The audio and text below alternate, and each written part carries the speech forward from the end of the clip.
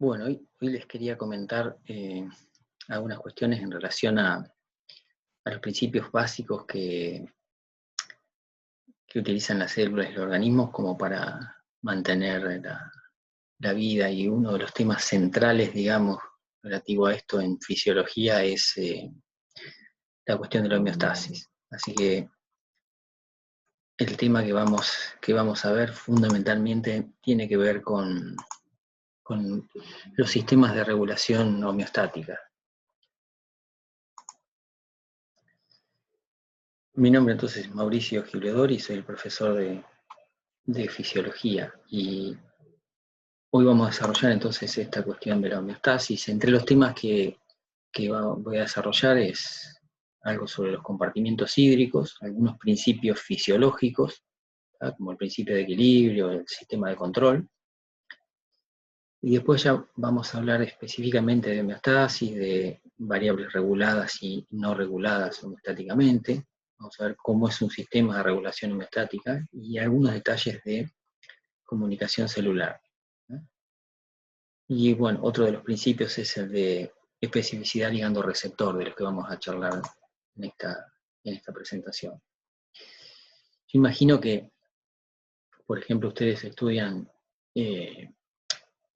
veterinaria porque les gustan los animales, los perros, no sé, más grandes, más chicos, los gatos, los gatitos, los caballos, puede haber otro que le guste, no sé, las vacas, las ovejas, las cabras, lo que sea, los cerdos, pero en definitiva la mayoría comparten el gusto, digamos, por los animales. Y una de las cuestiones centrales, digamos, relacionadas a esto es que lo que queremos ver es a los animales estos que estén sanos, saludables. Y para que los animales estén saludables, sí o sí, una de las cosas que debe mantener el organismo es la homeostasis, ¿no? Digamos, hay algunas variables que para el organismo son muy importantes, que las tiene que mantener dentro de un rango normal o fisiológico, como para poder estar saludable y, si es una mascota, poder jugar alegremente con ustedes, con los dueños, si es un animal de producción, producir, o en el caso nuestro, digamos, poder llevar poder llevar adelante una vida normal. Entonces, una manera, digamos, fácil de empezar a entender cómo funciona el organismo es con esta representación de, de lo que es un sistema ¿cómo es? De depósito o modelo de depósito de agua, que podría ser una bañera en la que tenemos entonces un recipiente que tiene una entrada, ¿no? Una canilla de entrada y una salida, ¿tá? Entonces esto es lo que se conoce como una representación de un sistema abierto. Entonces tiene ingreso y egreso o entrada y salida, por lo tanto es abierto porque está comunicado con el exterior. Si a este modelo de depósito le agregamos una célula que representa todas las células del organismo, podemos tener una idea más o menos de cómo funciona el organismo en su totalidad. Digamos, el organismo todo el tiempo está intentando tener un equilibrio que es dinámico. Por ejemplo, si fuésemos a lo que pasa con los metabolitos, con los nutrientes, por ejemplo, o no sé, un nutriente como el agua, por ejemplo, el organismo todo el tiempo, o permanentemente, digamos, constantemente, está perdiendo nutrientes. Está eliminando agua con la respiración, con el sudor, está consumiendo energía porque las bombas de sodio y potasio están funcionando permanentemente. Entonces la pérdida es continua. Entonces el nivel normalmente tiende a bajar. Los ingresos, a diferencia de lo que pasaba con los ingresos o con las salidas, son intermitentes. Uno incorpora agua, por ejemplo, cuando toma agua de bebida, o nutrientes cuando se alimenta, ¿no? O sea, hay que digerirlos y después absorberlos a nivel del intestino. Entonces, o en la respiración va eliminando, digamos, esa por ahí es la más constante de todas, digamos, porque estamos eliminando dióxido de carbono e incorporando oxígeno, pero en regla general así, para la mayoría de los casos, la salida o la pérdida es continua y la entrada o los ingresos son intermitentes, periódicos intermitentes. Entonces, yendo a estas células, el líquido, digamos, que hay por dentro de la célula podría llamarse como espacio intracelular o líquido intracelular, y el que está rodeando o bañando a toda la célula del organismo es el líquido extracelular. ¿Ah? Pero hay que tener claro que el organismo funciona como un sistema abierto. ¿Ah? Ingresos, hay vías de ingreso o de entrada y vías de salida. ¿Ah? Entonces el animal en su conjunto es un sistema abierto, y si pensáramos cada célula independientemente también se comporta como un sistema abierto. Con relación a eso, fíjense cómo intercambian nutrientes y desechos las células con el organismo. Las células, digamos, con el resto del organismo y después el organismo con el ambiente, ¿no? Entonces, las células con el líquido extracelular que las baña o que las rodea, intercambia nutrientes y desechos, ¿no? Y esto en general lo hacen de manera continua. Entonces intercambian nutrientes y desechos con el medio interno, con el líquido extracelular. Pero además, el organismo intercambia también nutrientes y desechos con el medio externo, ¿no? Con el hábitat, digamos, en el que vive. Entonces, este medio interno o líquido extracelular cumple dos funciones. Por un lado, proveerle nutrientes y tomar los desechos que eliminan las células, y a su vez también permitirle al organismo que haga ese intercambio de nutrientes y desechos con el medio ambiente.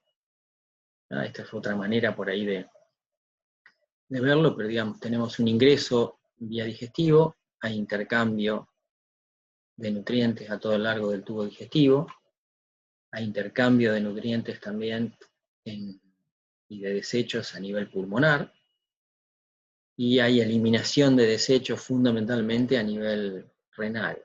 Y estas flechas acá, de ida y vuelta, digamos, representan el intercambio entre el líquido intracelular y el extracelular, ¿no? El intercambio de agua.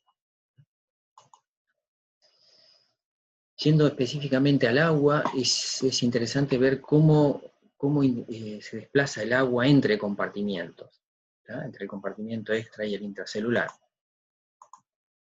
Fíjense que lo atraviesa con cierta facilidad, sobre todo favorecido por las acuaporinas, son canales proteicos que hay en la membrana celular, entonces a través de ellos difunde fácilmente, siguiendo sobre todo un gradiente osmótico, o sea, sigue hacia donde están más concentrados los solutos osmóticamente activos. Pero bueno, se desplaza con cierta facilidad entonces a través de la membrana celular. Y una de las cuestiones a ver es, por ejemplo, qué cantidad de agua hay en el espacio extracelular y qué cantidad hay en el intercelular. O sea, si hay la misma cantidad en los dos, si hay más en uno, cómo es que se comporta. Lo que sí es interesante, y después lo vamos a ver con un poco más de detalle, es que el volumen que hay tanto de cantidad total de agua que tiene el organismo, como de agua en el espacio extracelular o en el espacio intracelular, se debe mantener relativamente constante, o en un equilibrio, digamos, dinámico. Si esto lo expresamos en la cantidad en relación al peso vivo, podemos decir que un 20% del agua está por fuera de las células y un 40% por dentro de las células. O sea, hay más agua en el espacio intracelular que en el extracelular.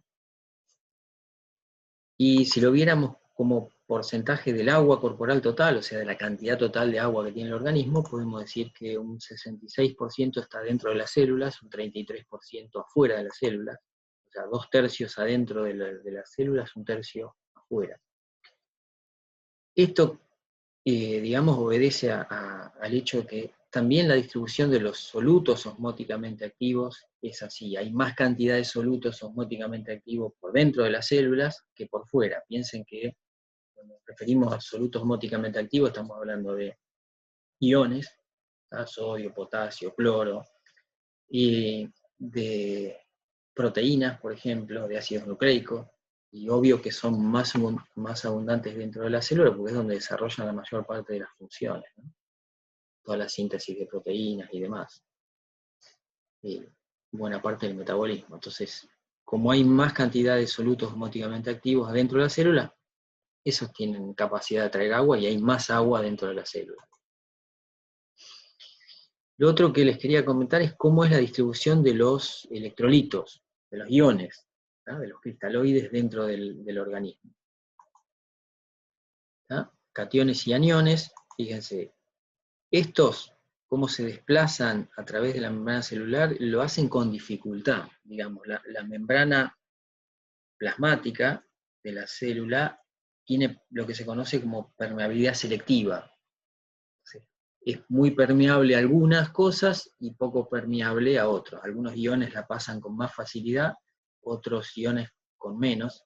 Lo que sí queda claro es que sí o sí para atravesar esa membrana plasmática, como los iones tienen o los electrolitos tienen carga, lo tienen que hacer a través de canales iónicos o de transportadores específicos. Sí o sí tiene que haber una proteína estructural acá, una proteína integral de membrana, que sea la que favorezca el transporte de iones a ambos lados de la membrana. Yendo, por ejemplo, al caso del sodio, uno de esos electrolitos, de los más importantes, podemos ver cómo se distribuye entonces dentro de los espacios hídricos del organismo. Y fíjense que la concentración por fuera de las células es de alrededor de 142 miliequivalentes por litro, o miliosmoles por litro, y por dentro de 14. O sea, el sodio está mucho más concentrado, digamos, no más concentrado, sí, mucho más concentrado fuera de la célula. ¿Tá? Es el catión más abundante en el espacio extracelular, es el responsable, digamos, de retener agua por fuera de las células. Si esto mismo lo vemos, pero para el caso del potasio, cómo se distribuye, fíjense que el potasio está en una situación opuesta a la del sodio. El potasio es muy abundante dentro de la célula, 140 miliequivalentes o milosmoles por litro, y 4 por fuera. El potasio, después lo vamos a ver en otras charlas, tiene un poco más de facilidad para atravesar la membrana celular que el sodio. Pero digamos, así en reglas generales, el líquido intracelular podríamos decir que es el potasio, más los aniones que lo neutralizan, y el espacio extracelular, el medio interno, que es el sodio, más los aniones que lo neutralizan. Entonces el potasio es el principal responsable de mantener volumen líquido dentro del espacio intracelular. Y el sodio hacía lo mismo por fuera de las células. Entonces, más allá digamos, de que la concentración iónica específica sea distinta a ambos lados de la membrana, que por fuera sean sales de sodio, cloruro de sodio en su gran mayoría, y que por dentro de la célula sean sales de potasio, proteinatos de potasio, por ejemplo, ¿tá? Aniones que no difunden la membrana y que neutralizan el potasio. La concentración total de solutos osmóticamente activos a ambos lados de la membrana van a ver que es similar. No sé si recuerdan qué era osmolaridad, pero como para que tengan una idea, es una medida de la concentración de solutos osmóticamente activos en los líquidos corporales. Esa es la osmolaridad, mide eso, milosmoles por litro, por ejemplo. Dice qué tanta concentración hay a ambos lados de la membrana. En el líquido extracelular, alrededor de 290 a 300 milosmoles por litro, y fíjense que en el líquido intracelular, lo mismo, alrededor de 300 milosmoles por litro. Ese es, digamos, lo que se conoce como el principio de bisosmolaridad. Digamos que los líquidos extracelulares e intracelular tienen igual osmolaridad, o que se equilibran o se equiparan en su osmolaridad. ¿A qué se debe eso? Fundamentalmente al hecho de que, como habíamos visto antes, el agua atraviesa fácilmente, o con cierta facilidad por lo menos, la membrana celular a través de las acuaporinas. Entonces, rápidamente, siguiendo un gradiente osmótico, el agua equilibra la concentración de solutos osmóticamente activos a ambos lados de la membrana, digamos, en los espacios extra e intracelular. Otra cuestión relacionada es que así como la osmolaridad era, digamos, equivalente a ambos lados de la membrana, pasa algo similar con la cantidad de cargas. Fíjense que si nosotros nos pusiéramos a contar o hacer una sumatoria de la cantidad de cargas positivas o de cationes y de aniones en el espacio extracelular, veríamos que es la misma. O sea, existe la misma cantidad de cargas positivas y negativas por fuera de la célula. ¿Tá? Igual cantidad entonces de cationes y de aniones en el líquido extracelular. Si hiciéramos lo mismo por dentro de las células, veríamos que sucede algo muy, muy similar. Hay una cantidad similar de cargas positivas y de negativas dentro del espacio intracelular. Entonces, en el líquido extracelular y en el líquido intracelular, que sucede lo mismo, hay una misma cantidad de cationes que de aniones. ¿Tá? Ese es el principio de electroneutralidad, digamos, que hacía, a grosso modo, en el organismo existe la misma cantidad de cargas positivas que negativas, la misma cantidad de cationes que de aniones.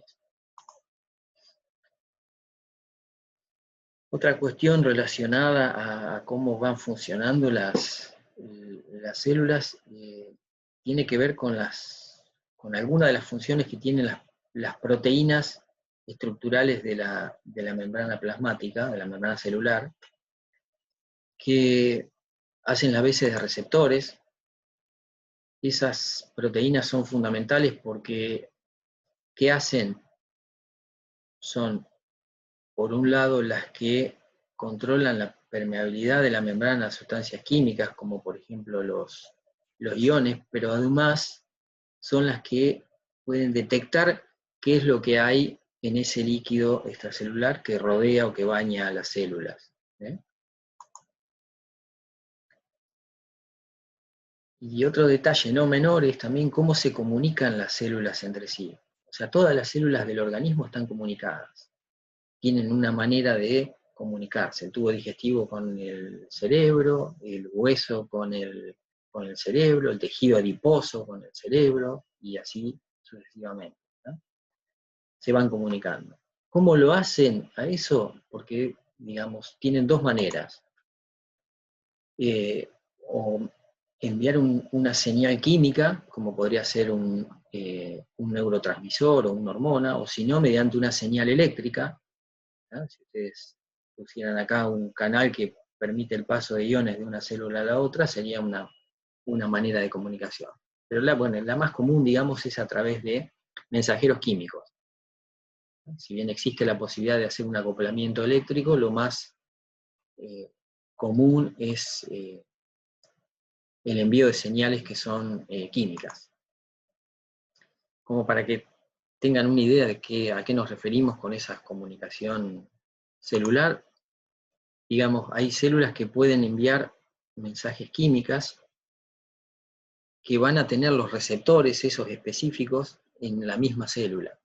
Entonces es una autocomunicación, digamos. Eso es lo que se conoce como una comunicación autócrina.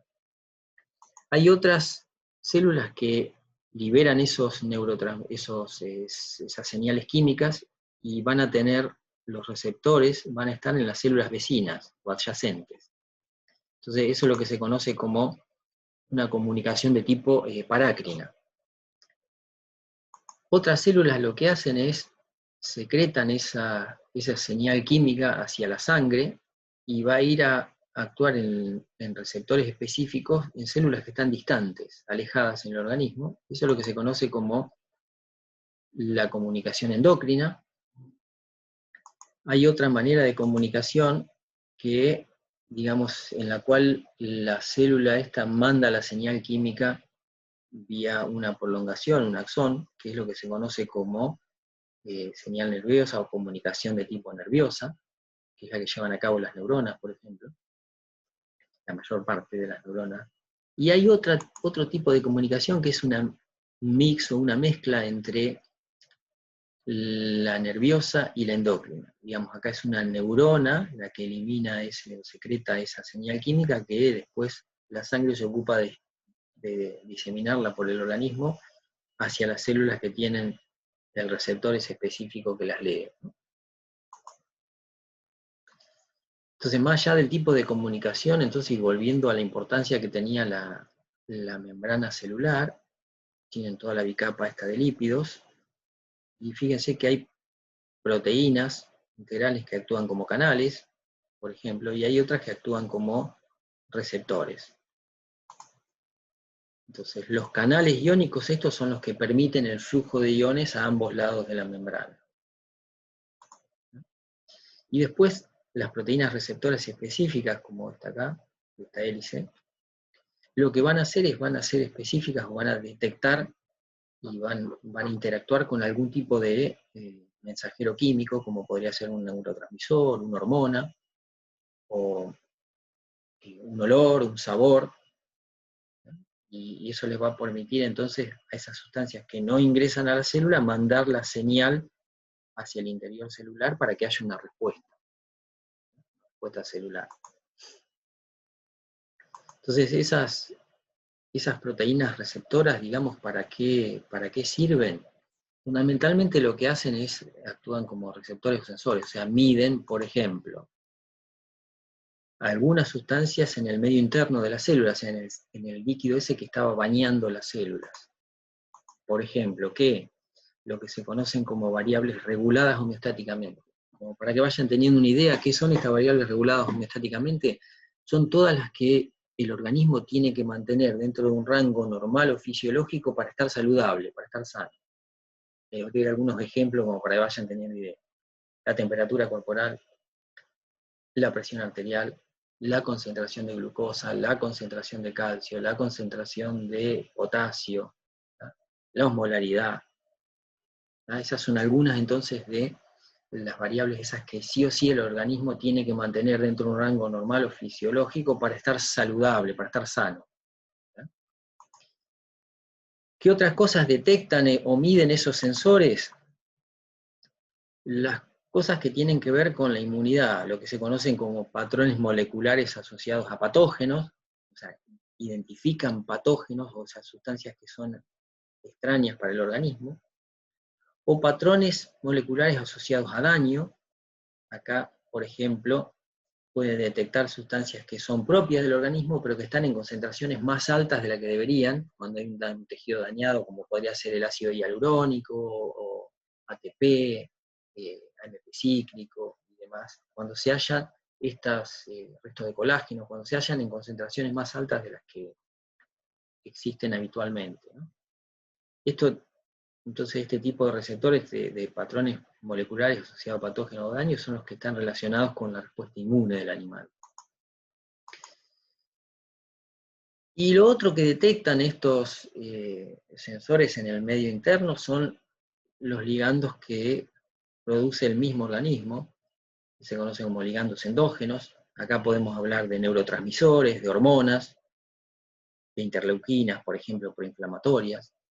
Entonces, digamos, tienen una función relativamente amplia, digamos, están haciendo todo el sensado, el monitoreo de lo que está pasando por fuera de la célula, digamos, de lo que está bañando a la célula.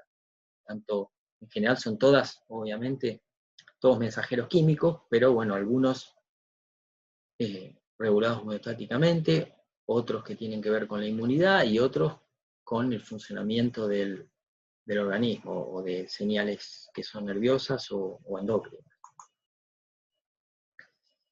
Una característica que tienen estos receptores es lo que se conoce como modelo general o principio de especificidad ligando receptores, un principio fisiológico, ¿no? Un principio interesante. En azul tienen, por ejemplo, hormonas o neurotransmisores, y estos serían los receptores, en rojo. Los receptores están en la membrana celular.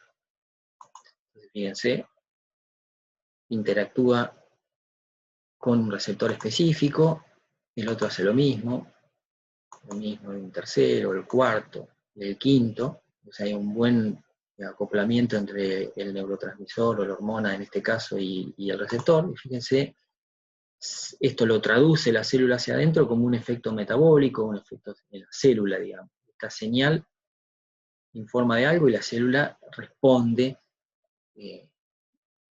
o aumentando una vía metabólica, suprimiendo otra o lo demás, lo que fuera. Y esta otra, fíjense, no interactúa, no hay no se complementan bien, digamos, entonces este receptor no es específico para esta hormona. Entonces, ¿por qué es importante el principio este de especificidad ligando-receptor? Y porque, digamos, la célula que tiene ese receptor específico es la que va a responder a la señal química. Si no, no puede. ¿Qué tipo de receptores de membrana?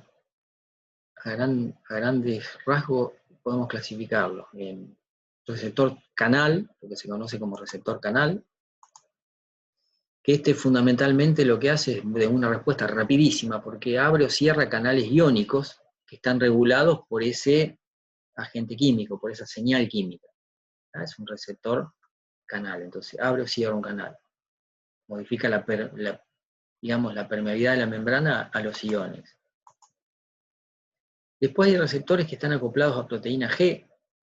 Estos receptores también pueden abrir o cerrar canales indirectamente, o sea, acá hay que generar otras sustancias dentro de la célula que después son las que van a abrir o cerrar canales. El AMP cíclico podría ser uno. Estas también pueden activar o fosforilar otras enzimas, o sea, pueden activar o inhibir vías metabólicas, incluso pueden activar la transcripción de genes. Y otro de los receptores de estos de membrana que hay es lo que se conoce como receptores enzimáticos, que el receptor una vez que se estimula funciona como una enzima, ¿no? Fosforila y activa o inhibe otras enzimas. Entonces, a grandes rasgos son los tres tipos de receptores de membrana que tienen las células, ¿no? O sea, así hacen la percepción, digamos, de lo que va pasando afuera. O con un canal iónico, o con un receptor acoplado a proteína G, o si no, con un receptor enzimático. Entonces, ese ligando o primer mensajero podría ser la hormona, un neurotransmisor, y este puede actuar entonces sobre los receptores de membrana, como habíamos visto recién, ¿no? Y modificar la permeabilidad iónica, la actividad enzimática, o si no, también hay otros tipos de receptores que están a nivel intracelular, no en la membrana celular, sino adentro de la célula, ¿tá? Tanto en el citosol como en el núcleo. Estos fundamentalmente lo que controlan es la expresión de los genes. Entonces, digamos, en reglas generales, todo lo que es muy grande en tamaño o tiene carga y no puede atravesar la membrana celular con facilidad, tiene receptor de membrana. Por ejemplo, las hormonas proteicas, las peptídicas, ¿no? Los neurotransmisores. Todo lo que puede atravesar fácilmente la membrana celular, como todas las sustancias que son lipídicas, ¿no? Las hormonas esteroideas, por ejemplo, atraviesan fácilmente la membrana celular, entonces tienen receptores intracelulares.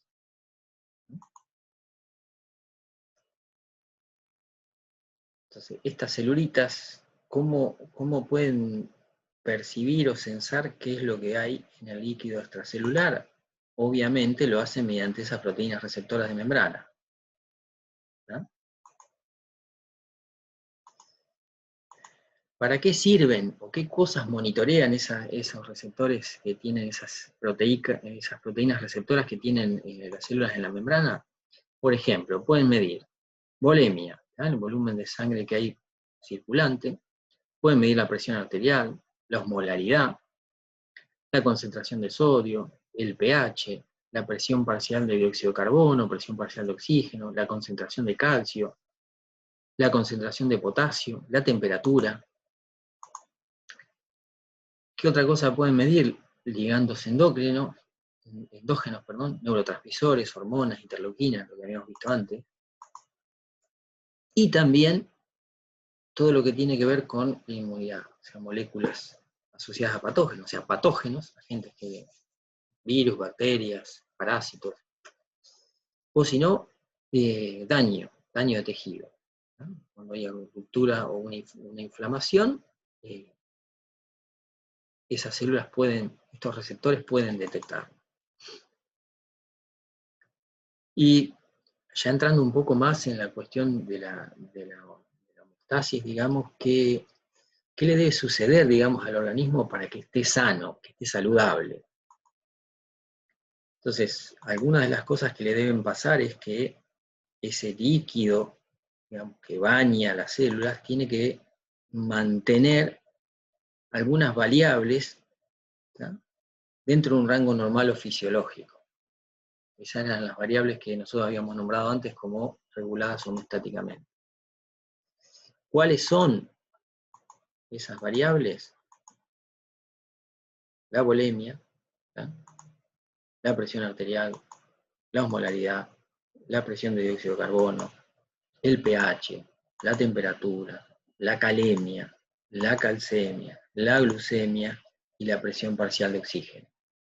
Digamos, para que el animal esté sano, o nosotros mismos estemos sanos y pueda desarrollar una vida normal, sí o sí estas 10 cuestiones, sí, creo que son 3, 6, 9, sí, 10. Estas 10 variables deben mantenerlas dentro de un rango normal o fisiológico, ¿tá?, sí o sí. Si no, empieza a haber la enfermedad que puede ser subclínica o clínica e incluso puede llegar a ser incompatible con la vida, pero sí o sí estas son las variables que realmente le importan al organismo, las que tienen que mantener dentro de un rango normal o fisiológico.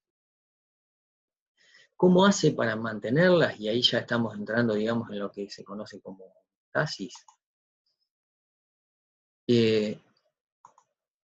Acuérdense que estaba intercambiando nutrientes y desechos permanentemente, tanto con las células, ese medio interno, como con el exterior.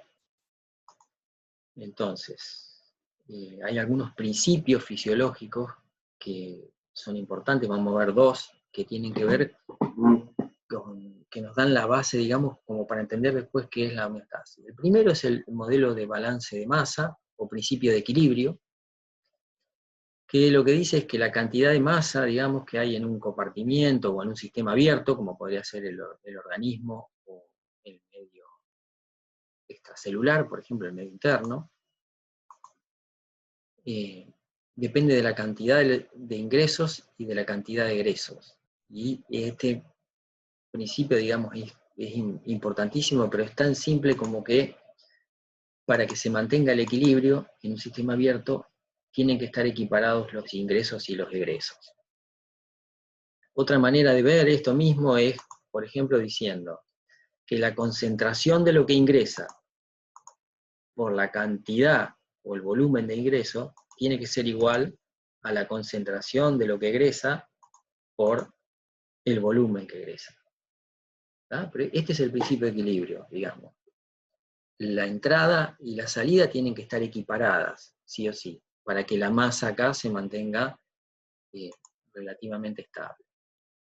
Si lo queremos ver en el modelo ese del principio de equilibrio, en el modelo del depósito, digamos, en un sistema abierto como el organismo o en un sistema abierto como el líquido extracelular, sí o sí, entrada y salida o ingreso y egreso tiene que estar equiparado. ¿Qué pasa? Si entra más de lo que sale, el nivel sube. Si sale más de lo que entra, el nivel baja. Entonces, la única manera de mantener ese nivel relativamente estable es equiparando la entrada con la salida. Esto es lo que nos dice el principio de equilibrio, entonces. Otro de los principios interesantes es el de sistema de control, modelo general o principio de sistema de control. Acá nosotros, digamos, hay una variable que es la que está midiendo ese receptor o sensor, ¿no? Entonces el sensor mide la cantidad que tiene esa variable que está regulando, y eso se lo informa a un centro de control o centro comparador. Ese centro comparador, ¿qué va a hacer?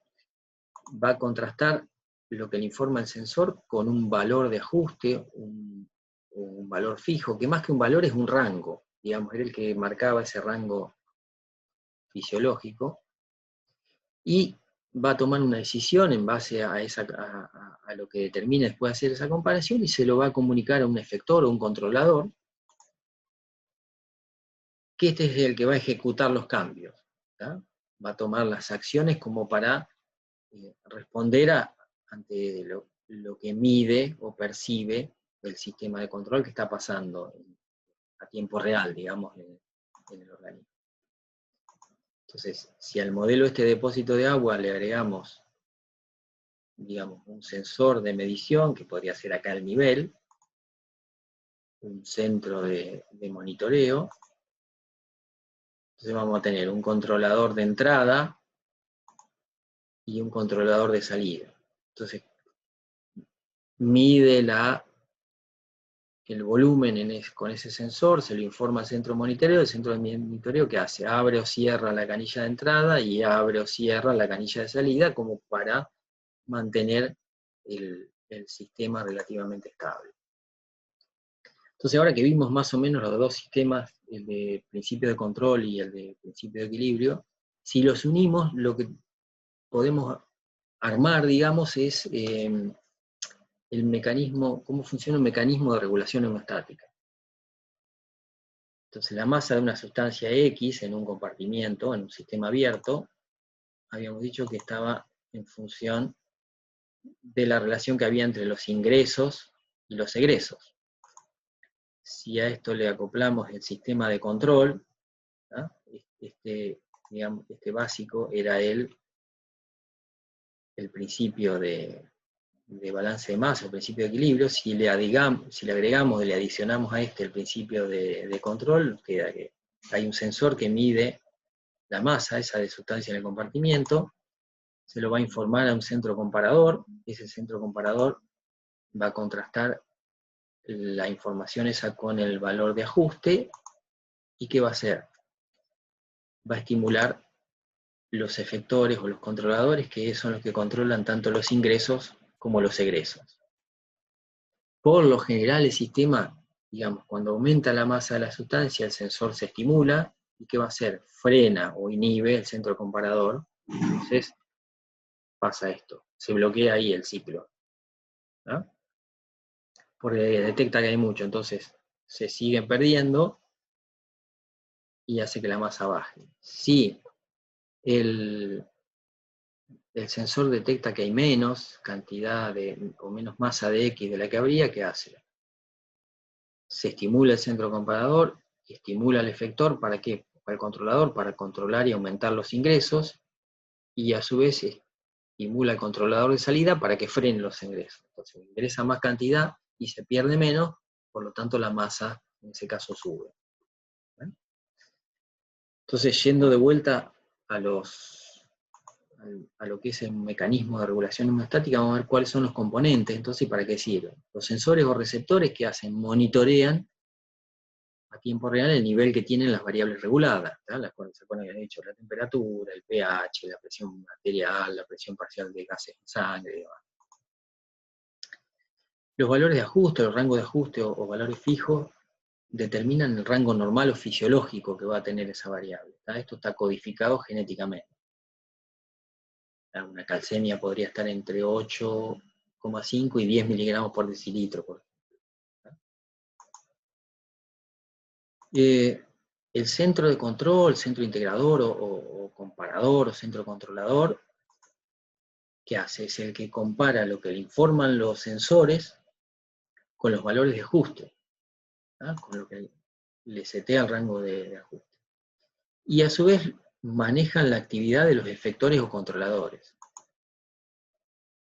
¿Qué van a hacer esos efectores o controladores? Responden al mando del centro de control y ¿qué hacen? Modifican variables que no son reguladas y que en definitiva son las que van a regular el ingreso y o el egreso de esa otra variable que sí está regulada metálicamente al animal. Controla la entrada y la salida al sistema abierto.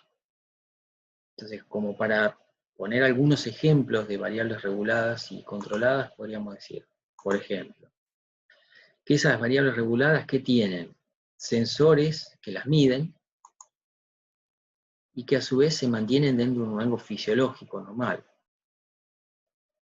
¿Ah? La presión arterial, por ejemplo, se mantiene la presión arterial media alrededor de 90 milímetros de mercurio. Y hay sensores que miden, hay varoreceptores que están midiendo la presión en el organismo. Las variables controladas, no hay sensores que las midan, ¿ah? Pero sí hay efectores en el organismo que las modifican o que las controlan. Y modificándolas a esas, pueden mantener a las otras. Por ejemplo, yendo a lo de la presión arterial era una variable regulada. Dentro de las variables controladas que usa el organismo para mantener la presión arterial estaría el volumen de sangre que impulsa en cada latido, ¿ah? El tono que tienen los vasos sanguíneos. Entonces, modificando el número de veces que late el corazón por minuto, la cantidad de sangre que eyecta en cada latido, tenemos lo que se conoce como volumen minuto cardíaco, gasto cardíaco.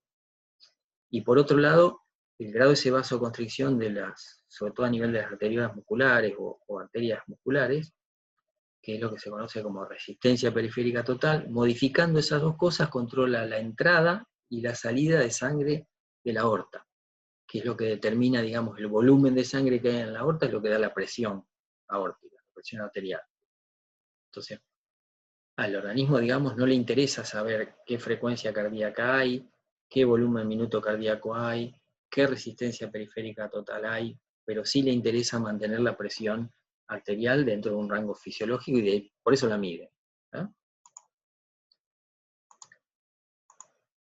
Entonces, presión arterial, volemia, temperatura, ¿tá? Estoy reiterativo, pero son las que habíamos visto hoy: concentración de potasio, concentración de calcio, osmolaridad, concentración de glucosa y presión arterial de oxígeno. ¿Tá? Estas 10 son, digamos, las que sí o sí el animal tiene que mantener, mide, y sí o sí tienen que estar dentro de un rango fisiológico para que el animal esté sano, saludable. Entre las variables no controladas o no reguladas, variables controladas o no reguladas, fíjense que tenemos frecuencia cardíaca, que la nombraba recién, volumen sistólico, tono arteriolar, volumen minuto cardíaco, flujo tisular, grado de venoconstricción, retorno venoso, esplenocontracción, frecuencia respiratoria, profundidad respiratoria, tono bronquial, volumen minuto respiratorio, ventilación alveolar, o sea, son muchísimas las variables controladas. Las reguladas son esas 10 que les decía, las controladas son muchas más. Entonces, para el caso de la osmolaridad, fíjese, la variable regulada es la osmolaridad. Dentro de las variables controladas, o sea, las que el animal pone en juego, digamos, para mantener la osmolaridad dentro de ese rango fisiológico de alrededor de 300 milosmoles por litro, tenemos a la sed, ¿tá? Que regula la ingesta de agua, de bebida, y a lo que se conoce como diuresis hídrica, digamos, que es la excreción renal de agua libre de solutos. Entonces, modificando principalmente estas dos, mantiene la osmolaridad dentro de un rango fisiológico. O sea, con estas dos, con la sed y con la diuresis hídrica, mantienes. También acá podríamos decir, podría jugar un rol importante también la excreción intestinal de agua, también libre de solutos y demás, pero digamos, controlando estas o manejando estas, es que mantiene la osmolaridad dentro de un rango fisiológico normal. Entonces, vamos a armar el esquema de regulación homeostática para el caso de la osmolaridad. Entonces, ¿cómo funciona un mecanismo de regulación homeostática de osmolaridad? Para que tengan un ejemplo, así cerramos un poco el tema. Entonces, la osmolaridad del medio interno, ¿ah? Que era la relación esa entre cantidades solutos osmóticamente activos y de agua, que hoy les había dicho que el sodio era el principal soluto osmóticamente activo en el medio interno, en el líquido extracelular. Entonces, por eso no es exactamente lo mismo concentración de sodio que osmolaridad, pero se parecen bastante. El sodio más todos los aniones que lo neutralizan representa la mayor parte de la osmolaridad del líquido extracelular o del medio interno. Entonces, la relación esta que hay entre el agua de bebida o el ingreso de agua al animal y la salida, sobre todo a nivel renal, pero también podría ser de tubo digestivo, por ejemplo, ese equilibrio entre los dos es el que va a determinar la cantidad total de agua que hay en el organismo.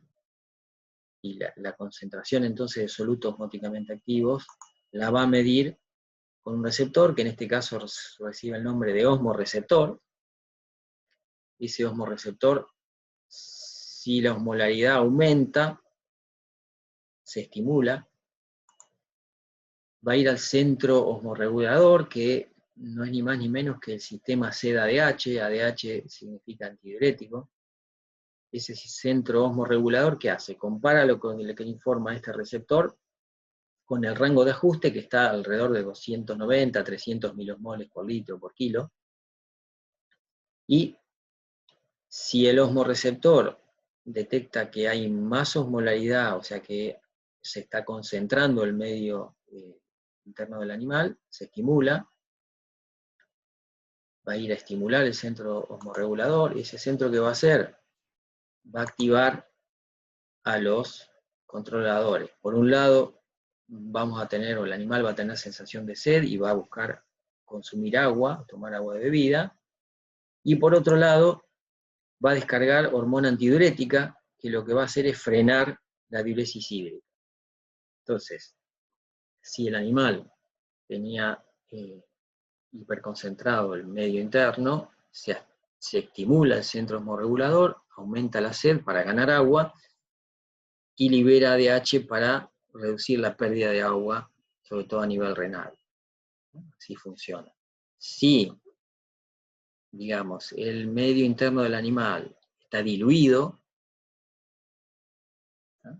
el osmorreceptor no se estimula y el circuito se corta acá. Entonces el animal empieza a aumentar la diuresis hídrica, pierde agua libre de soluto en cantidades y no tiene sed, entonces toma menos agua, los ingresos disminuyen, los egresos aumentan y la osmolaridad vuelve a aumentar y a volver a un rango fisiológico. Bueno, con esto terminamos, les agradezco que hayan visto este video y suerte.